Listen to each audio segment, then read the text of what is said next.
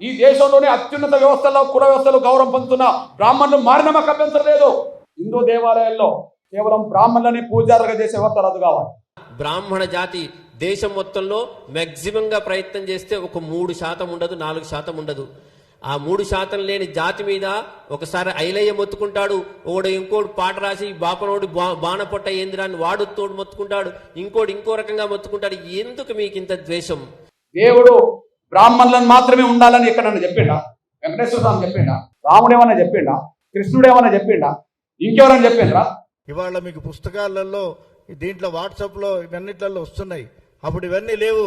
కేవలం ఆ జ్ఞానమంత వారి యొక్క మేధాశక్తి మనస్సులో రికార్డ్ అయి ఉండేది.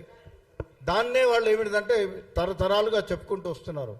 అందుకే ఇప్పుడు మీకు కొన్ని గ్రంథాలు కనబడుతున్నాయి. పూర్వకాలంలో ఇవన్నీ లేవు.